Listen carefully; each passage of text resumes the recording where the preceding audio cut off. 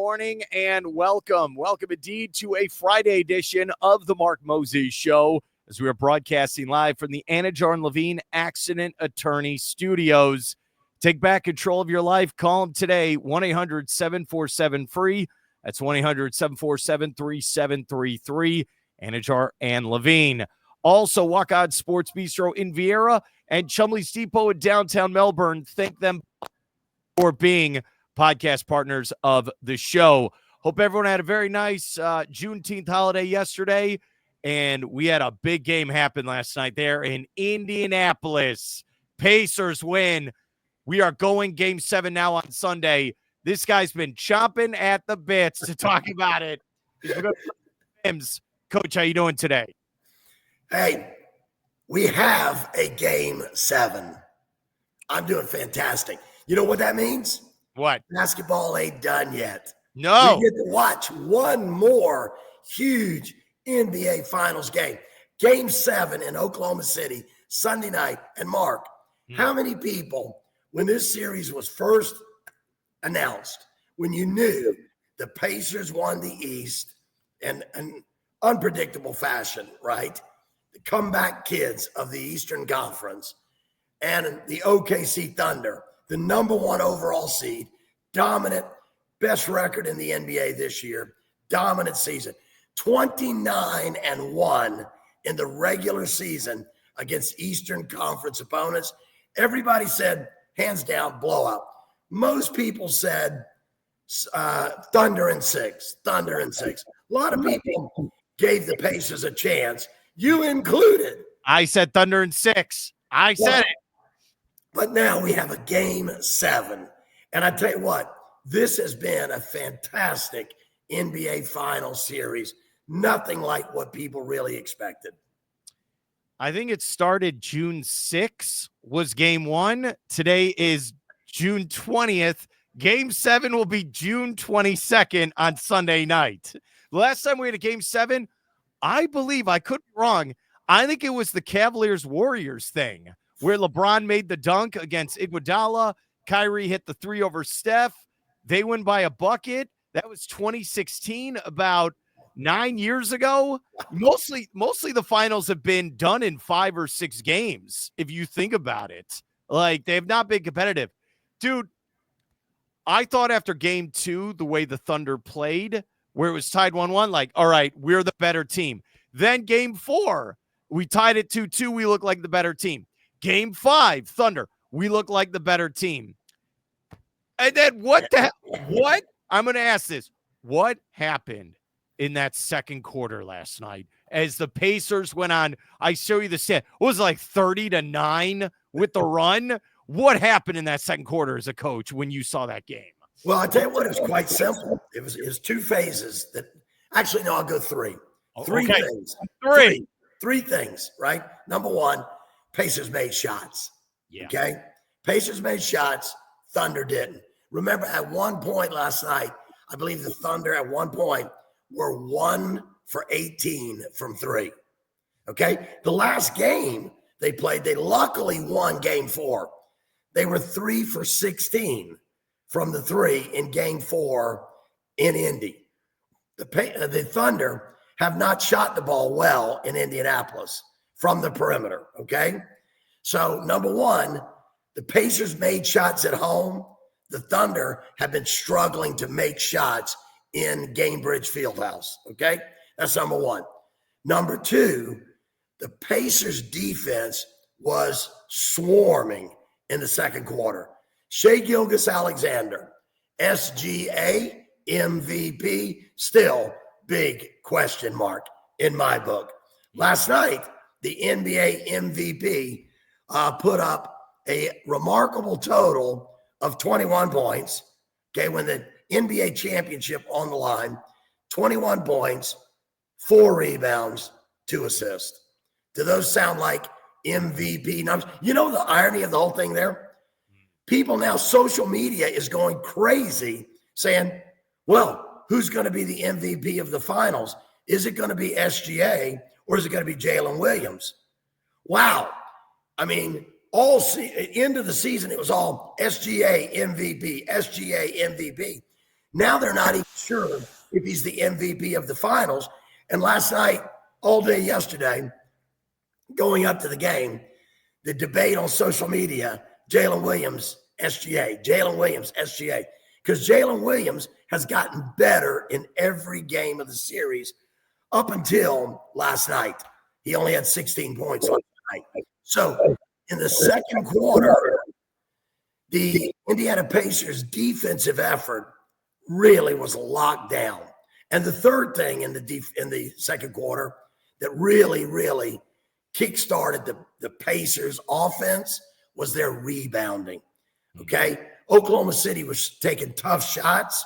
They were struggling to make shots, and they weren't getting second shots. All right, I'm going to go to my phone. Let's go to the record here. All right, let me make sure I have the time when it happened. So, all right, I sent a text at 9:19 p.m. Eastern time writing SGA and Williams are the real deal. And that was when the game was like 34-33. And Williams and SGA, they're slowing the game down. They're playing half-court basketball. They're hitting shots. And they look like, all right, we're in control. We're going to play our game. We're going to win the NBA title, coach.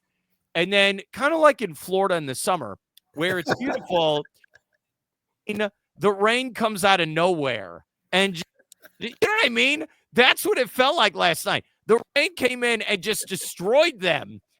And then the next text I sent you was at 9:47 p.m. 22-point lead at half. That's literally what happened. I'll tell you what happened. And I'm going to give you credit, and I put this on Twitter as well. TJ McConnell, your boy, got in that game. And they looked quicker, faster, and they were run up and down the court. And his defense, him getting rebounds and stealing the ball. And what is he, 6 feet tall? Maybe? No. He's probably as tall as you and me. So he's getting all these plays. Then there was an adjustment by Rick Carlisle. There were moments where he had Halliburton and McConnell on the court at the same time. And I think that motivated. I hope my microphone's not cutting out on you. I apologize. Both of them played at the same time, and they were going up. The Pacers looked like in that second quarter how they looked against the New York Knicks. We're not going half court. Half court's your game, and that's how you win. We're going up court, and you're right, dude. I told you this going into the game, bombs away. You better hit those threes. And they had, I swear, there was one possession. I know you're going to bring up the Siakam dunk on Williams, which was amazing. Amazing. The poster. But there was a play before that where I swear, as a basketball coach at any level, you have to be proud of this. They got a defensive stop. 5 guys touched the ball. No one dribbled. And it went down the court. And I think Nembhard hit a 3 in the wing. And Halliburton's fist pumping. No one dribbled the ball. And they took him out. It was game over. What did you think of those adjustments where you had your boy TJ McConnell out there? Well, I thought, again, he brings energy to the Pacers. And it's so uplifting.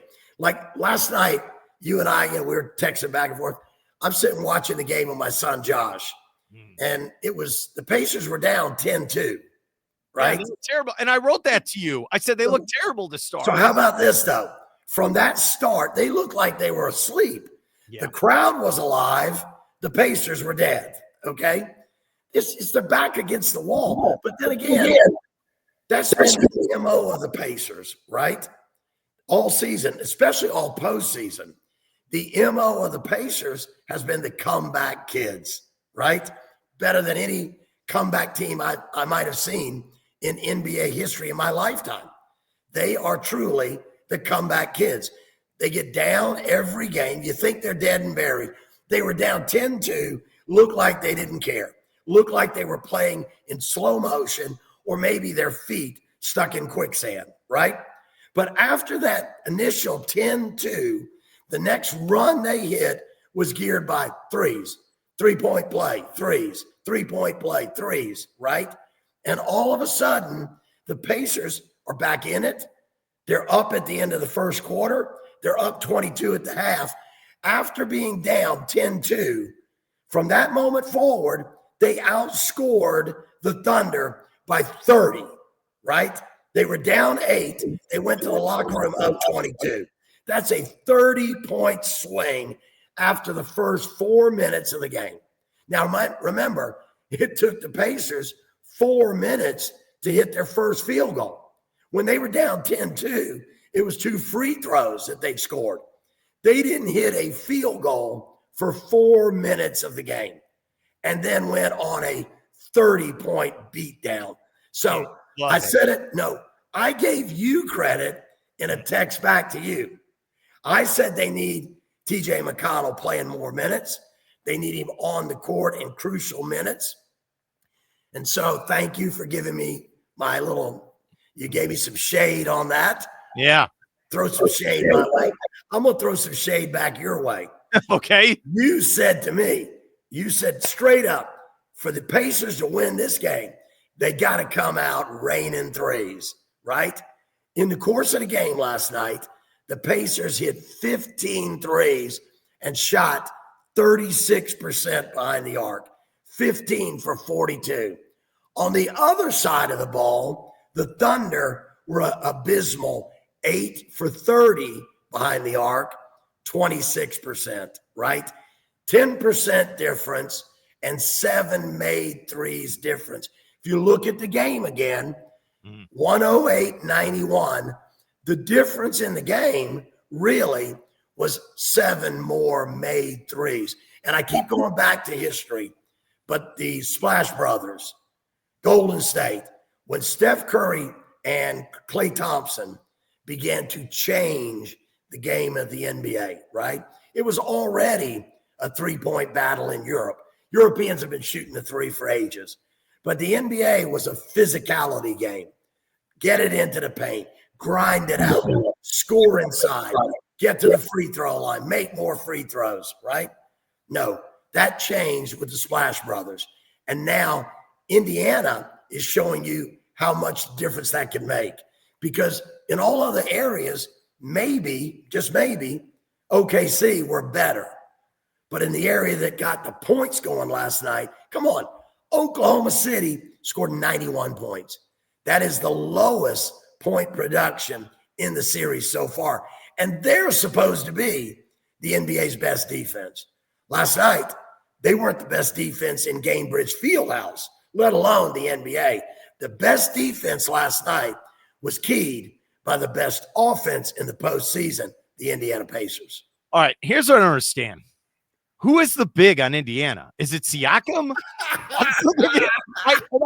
You don't think about it in the moment. Hey, I got to go. You what? Thank you for leading me into that. Right? Yeah, I get confused by this. There was a controversy between my son and I last night watching the game. I said early on in the ball game, I said, you know what? Stop starting Miles Turner. I said, I'm sorry, Rick. And I hate always. I'm a coach, right? I get it. Look, Rick Carlisle is 65 years old and the oldest coach. He's the oldest coach now to coach in an NBA Finals. I think 100 days older than Greg Popovich was in Greg Popovich's last NBA Finals, okay? But the controversy between my son and I last night, I said, Rick, you got to stop starting Miles Turner. And Josh goes, then they won't have a big man. And I said, but Obi Toppin is so athletic, he becomes their big man, and he brings so much more to the game than Miles Turner does, right? And Josh goes, well, you won't rebound then. I said, so what? They're going to win this game because they're going to score more points. Who was the leading scorer for the Indiana Pacers last night? Off the bench, Obi Toppin, 20 points, raining threes as soon as he got in the game, blocking shots, dunking on people, posterizing people. No, that was Pascal Siakam. But I said again, look, Obi Toppin is okay. I'd say 6'8", 6'8", maybe 6'9", right? Maybe. They might list him at that. I don't think he is. On the other hand, Pascal Siakam, They list him at 6'8", right? But those two guys are so athletic, so long, they make up for what? A couple inches in size, okay? And the twin towers of Isaiah Hartenstein and Chet Holmgren were no match for the length and athleticism of Obi Toppin and Pascal Siakam. So thank you for leading me into that. Hey, TJ McConnell was getting rebounds over those guys. Hey, nine rebounds. All right. When I think of Turner, I close my eyes on offense, and he's just in the corner shooting a three. That's what I see every single time, Coach. Like Craig Hodges from the 90s. He's just in the corner shooting threes. He hits them from time to time. I think Siakam's the only guy who's really not shooting the three. He's kind of in the block there trying to post up. Dude, just go over the dunk. That dunk, they're going to show that dunk for the next 50 years. Not just the dunk, the pass leading up to the dunk. Oh yeah, that was Halliburton. Halliburton, all right, we weren't sure if he was going to play. Oh, he played. Okay, it's like what? Hey, you know what the biggest problem is? If they'd have had a drug test following that game last night, Halliburton would have been off the charts. Something. Okay. Now, obviously, I'm not saying he does drugs. Okay. What I'm saying is steroids galore. I mean, God knows what they did to make him pain-free for that game, Mark. But there were no signs of a calf strain. Zero. And on that pass that created that poster dunk by Pascal Siakam on Jalen Williams, right? That poster slam dunk. Did you see the spin that Tyrese Halliburton did? He looked like an Olympic figure skater, spinning in the air and whipping around on that pass. And I'm going, calf strain? What calf strain? He was great. Well, when you get 4 days off between games, you can rest and heal. And you know what it is? What I really appreciate, it's kind of like in playoff hockey as well. And I always thought about this with your teams. I always like to see a team play in November and then really see them play again in February, March. And you see things are clicking, right? There were plays last night by the Pacers. They don't make those plays in November. Like that pass. You need to know you, and especially hitting these threes. You got to know your teammates. You got to believe in your teammates that they're going to be in the right spot and they're going to hit it. And I know, look, you have 40 years of experience being in practice with your teams. I know they practice this stuff. This isn't pickup basketball at the YMCA. This is the top level. You make a great point, Mark. There's also that intangible that is called chemistry. Yes. Right? You can't measure chemistry. The box score, there is no stat in the box score for chemistry. But right now, I believe since January 1st, because since January 1st, these are the two winningest teams in the NBA. The Oklahoma City Thunder were the winningest, but right behind them were the Indiana Pacers. I believe the Indiana Pacers have had the most chemistry in the NBA since January 1st, and it's showing in the playoffs right now. Last night, they had almost 50 points from their bench. Amazing. The Indiana Pacers had high 40 points from their bench. They got 20 from Toppin, 12 from my guy TJ McConnell, 7 from Shepard, 4 from Bryant, 3 from Bradley, two from Benedict Mathurin, who had 27 off the bench in an earlier game. So when you talk about depth, again, people came into this series saying OKC were the best defense in the NBA, and they had more depth than Indiana. I don't see it in this series. Indiana's defense has been just as good as Oklahoma City's in this series. Credit to Rick Carlisle and his staff with the adjustments they've made, the job they've done on SGA, the MVP, slowing him down. He gets 21 points last night. Come on. Obi Toppin had 20 off the bench last night, and that wasn't an MVP candidate. All right, let's go back to game 5 because you brought this up where they made that run late in the game with TJ McConnell. You were hammering this earlier in the week, and they got back in it. They tied it, and then put him on the bench. Thunder took over. So there was something there they took out of that game, and they applied it to game 6, and it gave them a little momentum. We can come out and win this game. They did. What I like the Pacers did, they put their foot down. They gave no hope to Oklahoma City in that second half. Like, no, you're not taking anything out of this. You're going to sit and eat on this for 3 days.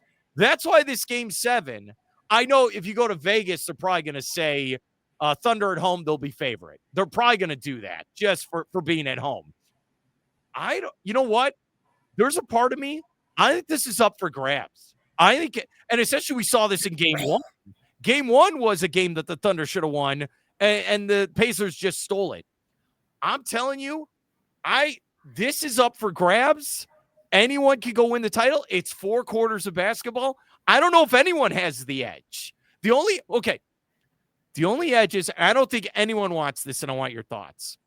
I do not want to see Oklahoma City at the foul line 50 times on Sunday. I don't want to see that BS. No. I want to see open court. I want to see the players go play their game. I think MVP is up for grabs, and the title's up for grabs. What are your thoughts going into game 7? Well, I want to agree with you on that. Number one, nobody wants to see it be a free throw shootout. We don't want whistles to decide the basketball game. Now, part of that might be, though, that in saying that, we know 2 things are going to happen. Number one, SGA is going to try to take the game into his own hands. We do know that. Yes. Okay? He failed the Oklahoma City Thunder last night. For the MVP of the entire NBA season to only score 21 points, to only grab 4 rebounds, and to only have 2 assists, that didn't look like an MVP. That was not a Michael Jordan NBA Finals performance, okay? So I guarantee you he is going to come out Sunday night in Oklahoma City trying to put that team on his back, which also means he's going to take more shots. Where do his shots come from? Attacking the paint. So he's going to bring the game to the Indiana Pacers defense in the paint. The question is, how much physicality will the referees allow Indiana to distribute in the paint when he arrives there, okay? If they let Indiana play physical, we may see another performance Sunday like he had last night. On the other hand, if they call it tight, in the paint, tight, physicality in the paint, tight, SGA may shoot double-digit free throws. He didn't last night. Again, let me have a quick peek because I've got the stats right here. You're looking at free throws from last night. He was 7 for 8 at the line last night. 7 for 8, okay? If you can, here's my thing. Anytime you can hold SGA under 10 free throws, if he doesn't get to the free throw line double-digit times, he's not scoring 30 points, okay? If he doesn't score 30 points, they're going to find problems somewhere, okay? Now, so one, how do they call the Pacers defense on SGA? Because he's going to attack. The Thunder aren't going to win this game shooting threes. They're going to win it in the paint. If they win it, it's going to be in the paint and at the free throw line. That's my prediction, okay? Second thing about that is then on the other end of the floor, okay, where people have praised OK's defense all season, I got a feeling they're going to get a lot more physical. So Halliburton, even on a calf strain last night, some of the pundits on national TV were talking that what OKC needed to do was get physical with Tyrese Halliburton early on. Stress that calf strain, stress it as much as you can through physicality. Now, that doesn't mean taking him down, knocking him down. It means the more pressure he's under, body-to-body pressure, then the more that calf is going to have to push off to get away from that stress, right? That physicality. They didn't do that. Their defense wasn't physical. Mark my word, you'll see them being very physical early on Tyrese Halliburton, trying to take his impact out of the game, put that injured calf under a lot more stress, and see if they can slow down his impact on the Pacers offense, whether it's scoring, passing, rebounding, distributing, whatever, okay? So I think it's going to boil down to physicality. How much are the Pacers allowed to do in slowing down SGA? How much the Thunder are allowed to do in putting stress and pressure on Tyrese Halliburton? Let's end with this with Coach Mims. And he will join us on Monday to recap Game 7, which we haven't done in a long time. I'm trying to think, okay, I think the first time I had you on to break down a finals was 2014 when the Spurs annihilated the Miami Heat. And I remember I bought you the hat. I think you might still have it, the championship hat for the Spurs. Hey, who called the Spurs winning that series? Dude, I'll just say this real quick. So I saw a clip of the anniversary of the Ray Allen shot from 2013, where he hit it to tie the game in Game 6. There are so many Hall of Famers on that court in hindsight. So I think each team, I'm not kidding. So the Spurs had Duncan, Ginobili, Parker, and Kawhi Leonard. That's 4. The Heat had LeBron, Wade, Bosh, and Ray Allen. That's 8 Hall of Famers on one play. What?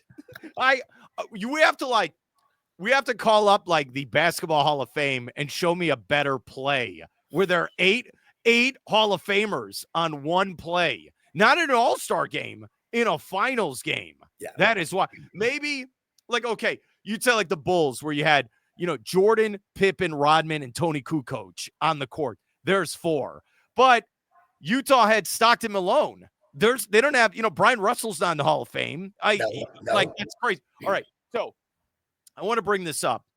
The craziest champion, I think, in our lifetime is the 2004 Detroit Pistons in the modern NBA. Even though now, when you think about it, they have multiple Hall of Famers on the team. They do. Right. But at the time, remember, they get Rasheed Wallace at the trade deadline. Remember, he gets traded to Atlanta for one game. I always love this. One game. Kicks ass, then he goes to Detroit.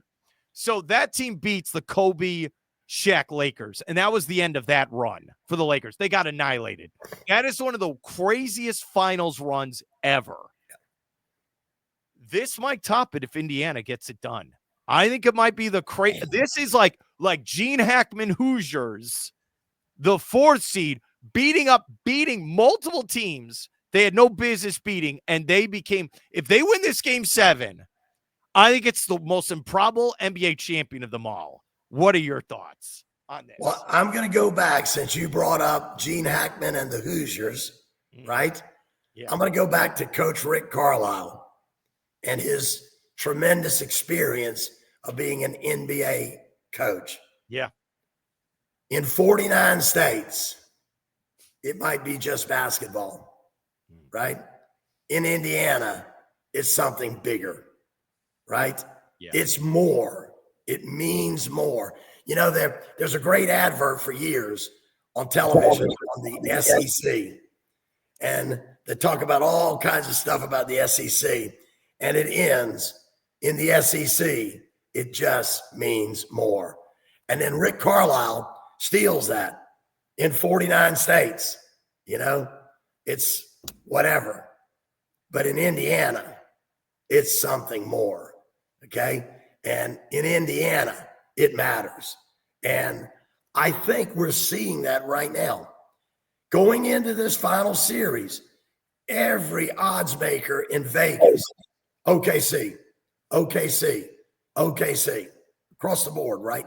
Nobody in their right mind was picking Indiana to even get to a Game 7, let alone have a chance to win it. But Mark, now you're talking about a team, the Indiana Pacers, that shocked the world in Game 1. They shocked the world in Game 1. They came from behind to steal Game 1. And now that made a statement. So they only trailed the series late in the series. And what did they do after they trailed? They came right back and tied it up again, right? They had to steal Game 1 to prove that they belong. Now they have to steal Game 7 to be a champion. I think anything is possible. I'm with you. Anything is possible Sunday night in Oklahoma City. And you know what? Hollywood couldn't have written a better script for this NBA Finals than what we've been treated to. When you talk about SGA, Jalen Williams and the rise he's made, Chet Holmgren coming back from injury, the youngest team in the NBA Finals since the Portland Trailblazers of Bill Walton's era, right? That's quite a long time to get a young, youthful team in the NBA Finals. And then you look at the Indiana Pacers and the stories you've got there. Halliburton's calf strain that magically goes away to come back and get Game 6 in Indy. TJ McConnell, his 5'0" impact on this series. And his father stealing the show last night in a post-game interview. I say you that. I have never seen a more embarrassed NBA player in my life than poor TJ McConnell last night. He finally gets to make it on the big stage, and his dad steals the show from him. So this is a Hollywood script. You could write a movie on this. Now, the question is, in Hollywood, a lot of the time, right, the underdog wins in those big Hollywood movies, except Rocky 1, right? This might be the Pacers version of Rocky 1. Everybody in the country outside of an Oklahoma City fan might now be jumped on board for the Indiana Pacers. And you know what? TV ratings have been down for this entire series. If you're a real basketball fan, you better be tuned in Sunday night. I don't care if you're a college fan, high school fan, or NBA fan. If you're a real basketball fan, this series has been dramatic. Watch the drama unfold in OKC Sunday night between these two great teams that have given us a great 7 games of entertainment. I think anything's possible. This could be a historic series for so many reasons, but it's going to ebb and flow. We'll see. The Pacers, I'm marking it right now, Mark. The Pacers will start off poorly. They will dig themselves a hole. But again, we've seen time and time again, don't count them out. Tune in until the last second, because Tyrese Halliburton said it in one of his post-game interviews. With our team, as long as there's time on the clock, we still feel we have a chance. Who's winning the game? I know. I had to ask you. You know what? I might go back and forth 50 times before. My gut is telling me Oklahoma City in a close one.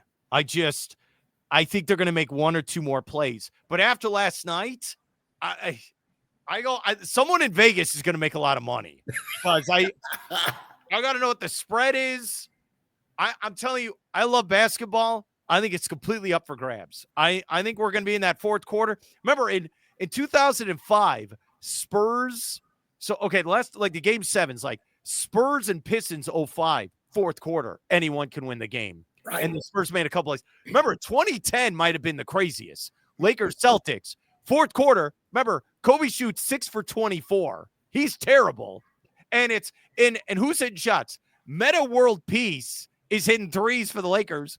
Rasheed Wallace is hitting shots for the Celtics. What is happening? And the Lakers survived. I don't know. I'm taking Oklahoma City by 4 points, like in a close one. That's what I'm going with. I think it's going to be a great, great game. And with you, I think it could go either way. My head is telling me OKC, but my heart is bleeding. My heart is bleeding for the Indiana Pacers to pull off the upset. So, you know what? On this one, it's the mistake.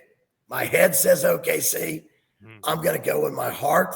I'm going to say somehow the Indiana Pacers, the comeback kids, find a way to come back one more time, because I just want the story to end with the underdog standing on top. No, I know what you want. Here's what you really want. I'll let you go. You want that Sophie Cunningham woman to show up and start tackling people. Dude, that was the same. All right. That was the same night as the Stanley Cup final game where Florida is beating up Edmonton to win their second cup. The other channel is someone's punching Caitlin Clark in the face. Then people are tackling each other. What? What is Hey, you know, you're right. I was watching the hockey game, hoping to see a fight break out, and then I get a text message from Jim Mitchell, who's watching the Indiana Fever game, and he's telling me a fight's breaking out there. And I'm like, I'm watching the wrong game. Dude, I was at the mall, and all right, I always do this. I always go to local sports stores, and I want to see what jerseys do they sell. So and what shoes? Yes, I always have to look at the basketball. Always look at shoes. I'm always looking at shoes. And I told you the joke when Anthony Edwards got when he got eliminated, his shoes were on clearance the next day. I always think about this. Hey, come on, stop picking on the Ant-Man like that. Okay? Ant-Man. So they had like Gators, Seminoles, UCF, Tampa Bay Buccaneers, Miami Dolphins, and then all these Caitlin Clark jerseys here in Florida. Caitlin Clark, 22 Indiana Fever. But I'm like, no. Billy Mims doesn't want that. He wants a Cunningham Fever jersey now. That's his lady. That's his right. Standing up for her teammates. Hey, she's a Southern girl, you know? She is an enforcer. I've never seen her dribble the ball or shoot a bucket, but I know she got your back. I sent you a post last night laughing about her. Yeah. That they said the Indiana Fever posted, "This is our bodyguard." Coach Mims, you're so funny. I'll have a great weekend. I'll talk to you Monday. We'll recap everything.